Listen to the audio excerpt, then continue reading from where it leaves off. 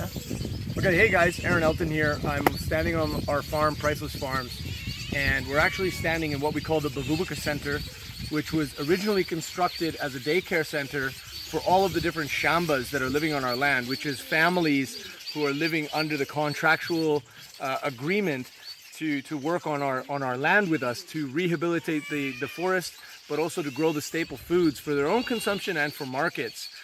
And what's really interesting is we kind of have a refugee situation on our land because there was some flooding which happened after a sugarcane company moved in, took over 5,000 acres of land adjacent to us and upslope from us, whereby they cleared the entire forest and any remaining trees and shrubs that were there. And right after they had done that, there was a massive flood that came onto our land during one of the major rain events last year. This is going back to 2017.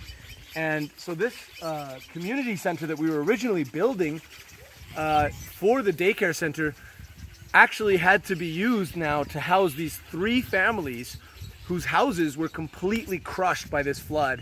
At 2:30 at night, one of the families had 10 children, another family had about 4 children, and another family had about 3 children. And now, because there was no other structures available to them, they had to run upslope. We're just a little bit up from where the flood happened, and they've taken over these houses, which were originally meant to be classrooms and places for kids and different ages to have different types of workshops. We were going to be doing pottery workshops. We were going to be doing sewing workshops. We were going to be doing gardening workshops. But right now, this is just a really interesting situation because it's like we actually have environmental refugees on our land from the actions that took place from another company on the other side of the land from us, upslope.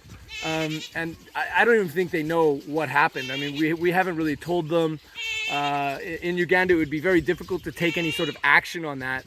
But we will talk to them and talk about maybe putting in some berms to divert the water in the next rainy season. So these are the types of challenges that we face when you're in a grassroots development project. And this is a corporation in the works, but because all corporations, particularly in East Africa, particularly in Uganda, are very heavily reliant on human resources, taking care of that human resource is so critical. And sometimes you have emergencies and you need to be able to adjust.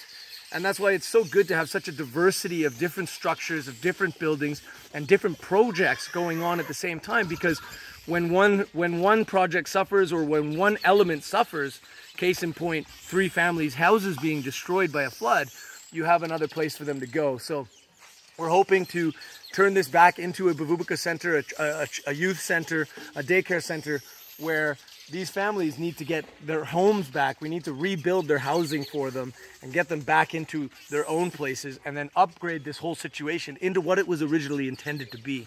So I just wanted to share that with you because it's one of the little inside scoops into what's going on in my life as the director of this company, for these people that are now rehabilitating this landscape, all of us together. It's absolutely amazing.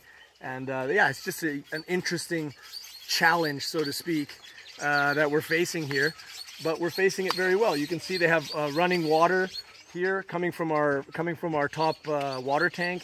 They've got little micro solar systems for lighting at night. They're all taking turns in the kitchen, taking care of each other, cooking for each other. They're cultivating together. They're living with their animals. They're living with nature. I mean, you can just hear the birds above us. It's a little bit of a slice of paradise, but again, it's a system in transition towards something even greater, even better than what it is now. So anyways, yeah, stay tuned for more.